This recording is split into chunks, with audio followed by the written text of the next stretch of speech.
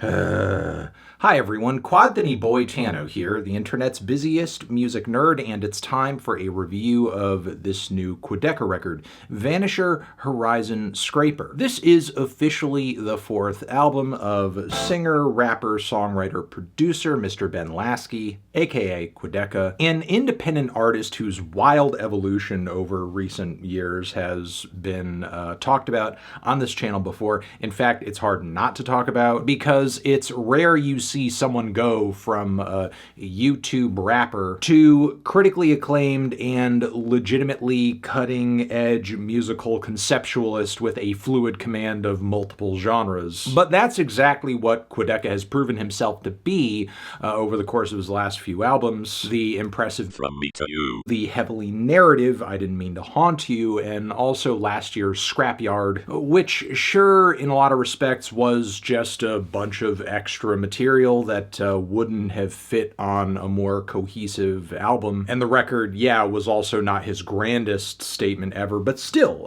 this was definitely, in my opinion, his most adventurous project to date when it came out. In terms of him being able to effectively fuse pieces of hip-hop and emo and indie folk with psychedelia and glitch pop and electronic music too, and not have it sound tacky at all. And on Vanisher, Horizon Scraper, Quadeca seemingly is stretching that versatility even further, while also digging deeper into the whole concept thing, with some pretty deep and personal themes. Now, this whole LP starts with the ending, in a way, I would say. No Questions Asked, which is this lengthy, curious, mostly acoustic meditation with some exotic instrumental touches here and there, a lot of multi-track vocal harmonies too, plus all these repeated lyrical refrains of I'll be there when no one is, which at the start of an album like this might make you think, what the hell does that even mean? Who is he saying that to? Why is he making this promise? And the significance of this moment isn't really clear until you've actually gone through the entire record and also listened to the closing track, which is pretty much led by Manchester post-rock and post-punk outfit Maruja. The very last moments of that song are ended with just sound effects of waves crashing on the shore, which is how the record opens up with the initial seconds of No Questions Asked. So in a way, the record does effectively loop back into itself, not only thanks to this, but the reprise of certain vocal melodies that are incorporated into No Questions Asked too. But yeah, Vanisher Horizon Scraper is far from the first record to do something like this. In fact, it's very Tarantino of him and not inherently a bad move, especially for a record that feels so inherently cinematic, which I will get into more. But what I want to say is, personally, I'm not all that crazy about this move, especially since the way this intro track is arranged and written. It feels like Ben is taking just a massive, bright, hopeful victory lap at the start of the album, and the meaning of what that victory lap is just doesn't really make sense until, again, you finish the entire record. And I don't really think the ending at the beginning thing works all that well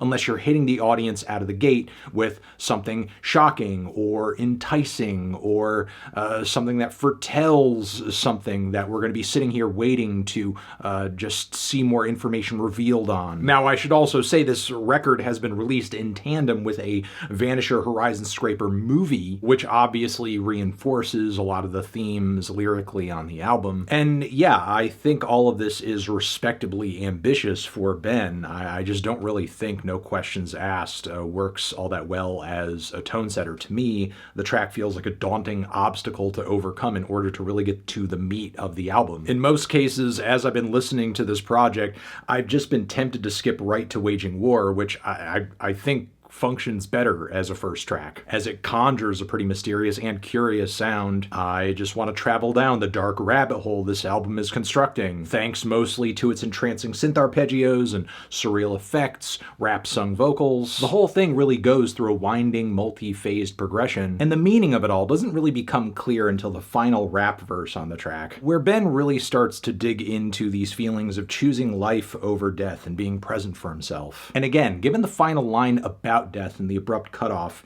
that happens on this track, I just feel like it works better as an interesting cliffhanger to bring us into the rest of the record. Following this, we have the quaint Ruin My Life, which is this lovely little acoustic ballad in 3/4. I love Ben's vocals on this one. The chords he uses, the way he treats the production, it makes the whole song sound not just like a song, but like an artifact, something of a bygone era, which fits because a lot of the themes on this track deal in youth and being hopeful that you'll find love, and you're just kind of generally looking forward to the journey life is going to take you on. However, it's not all that easy. Love doesn't just fall in your lap. You also have the prickly issue of mortality to deal with, and also being in control of your own destiny can be kind of difficult, and is voiced through lyrics like "might have to ruin my life to make it mine," meaning maybe you could follow a path where things are more or less set out for you, but going out on your own and actually doing your own thing is going to involve some fuck-ups. But even with those mistakes, after doing them, at least you'll know that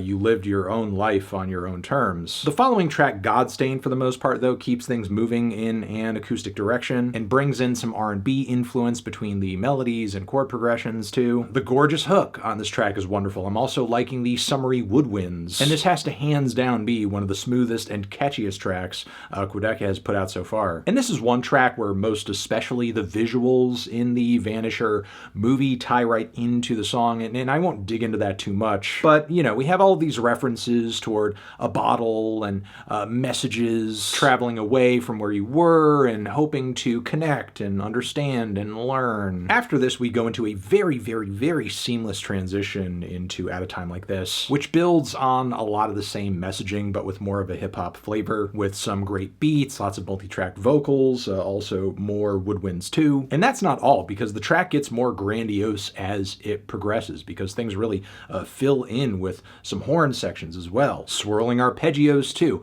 It really does make this album feel like a movie, because on multiple tracks on this album, you are getting these really beautiful big budget soundtrack level palettes of instrumentation. Monday sees Quadeca going in full Baroque pop mode. I think this is the most regal, wondrous, and touching ballad he's ever put out. And he really starts digging into some other themes throughout the record too, that deal in aging, and also getting bolder and braver when it comes to this love interest that he's infatuated with, making a move, wearing his heart on his sleeve. The numerous references and nods toward clothing throughout the track are pretty clever too. Dancing Without Moving continues a lot of that wonderful Baroque instrumentation, but once again we see Quadeca swinging back in more of a hip-hop direction, but again doing so in a way that feels true to the genre, while simultaneously I can't really name any contemporary artists who are writing and producing instrumentals that sound quite this psychedelic and sparkly. There are some pockets on the track where I wish his vocals were a bit more raw or naked or upfront, but I'm still massively impressed with how well the beats and flows groove on this track without really succumbing to all of the pretty layers of instrumentation surrounding them. Meanwhile, the lyrics on this track dive further into the idea that Quadeca is just on this solo journey we could call life, and he's working through regrets and rejections, and this is built upon with That's Why, where we get some serious Mac Miller vibes on his rap verse here in the opening, as he's feeling pretty downtrodden against all of these layers of strings. The writing is just peak existential crisis, but then the song breaks into this chill, feel-good acoustic track where Quadeca doesn't just accept the obstacles that life has to throw at him, but he begins to, I guess, kind of find joy in them, and thinks this is the best life I'm going to live, so I might as well make the most of it. After this, I Dream About Sinking is a very heavy interlude passage, something I would be fine with in concept, especially considering how stark of a vibe contrast we're getting with the final moments of the album, but I just feel like this track takes up so much space in the track list, and after this, the following Natural Causes already feels like a motif of sorts, with the grooves and refrains on this cut already being very repetitive and entrancing. Again, for whatever reason, it feels like we're getting an interlude, a transition on top of an interlude and a transition. Now, as I said, in the final moments of this record, there is a vibe switch, and that is ushered in with Killer Thunder, which is this nightmarish experimental rap cut that it feels like one of the weirder songs from one of Quadeca's past couple of albums, but like turned up to 11 and just harsher with shoutier, more oversaturated vocals, squealing and distorted sound effects. And lyrically too, he feels like he's almost on this godly power trip, which is most definitely a change of pace from a lot of the moments on this album where he feels more or less like insecure or afraid of where his life is headed, or just kind of, not knowing where things are leading, and there just being so much anxiety around that. Another major highlight on this record is this the great Bakunawa track featuring Danny Brown, which in a lot of ways is a callback to Quadeca's last major collaboration with Danny on his I Didn't Mean to Haunt You album, where Danny also appears for a feature, and it's a feature where he was very much rapping in character, and he is doing the same here from the standpoint of a mythical moon-eating dragon, Quadeca serving as the main character, the narrator, the person whose point of view we're experiencing all of this through. His interaction with this dragon pretty much brings a lot of the album's larger-than-life, godly and self-affirming themes to a head, and it does so in a truly epic fashion that makes this thing feel even more like a fucking movie. And then after this, the album finishes off with two of its most massive moments, one of them being Forgone, which is this lengthy, sad, emotional piano ballad with a great sway to it. It's a beautiful moment which pretty much relays the sentiment that all Quadeca can do at this point is just remain, just exist, just live through it all. And then we have the actual closing track here, Casper, which essentially is like just a Maruja song with some additional vocal bits from Quadeca that echo melodies that we hear again on the No Questions Asked opening track. And it is just this incredible, multi-phased, experimental, post-rock, art, punk, rager, with the same fiery, intense performances and vocals that we've come to expect from this up-and-coming band, if you are, in fact,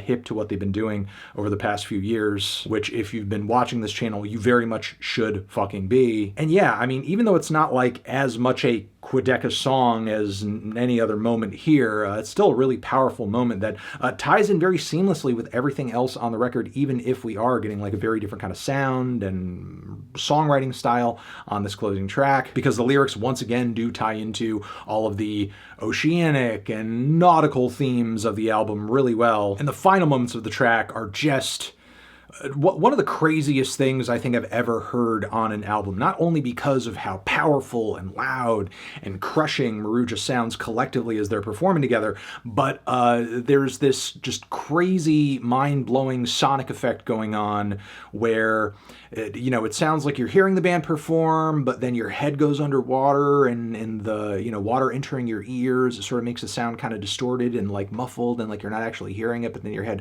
comes back up over the water and you're hearing like the band play and the music's at full volume and it's clear, and then your head goes under the waves again, and then you kind of lose it, and it just kind of like goes through that over and over and over, and it just like makes for this, again, just crazy ending, crazy fucking ending. The way that Quadeca sonically explores water and ocean and all of that shit on this album, like not only thematically, but again, just in the way that the album and the songs here sound, is just really thoughtful and in some respects groundbreaking, which just really left me impressed as I walked away from this LP.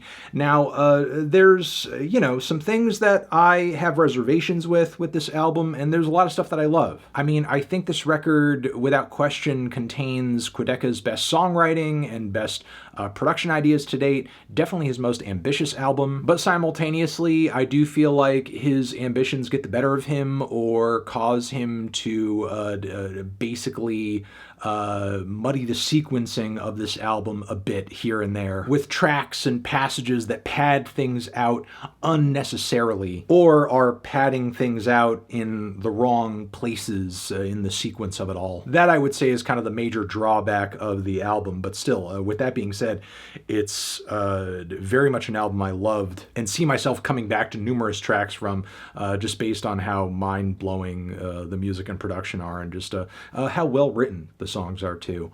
I'm feeling a light to decent 8 on this LP. Transition. Have you given this album a listen? Did you love it? Did you hate it? What would you rate it? You're the best, you're the best. What should I review next? Hit the like if you like. Please subscribe and please don't cry. Hit the bell as well. Over here next to my head is another video that you can check out. Hit that up, or the link to subscribe to the channel.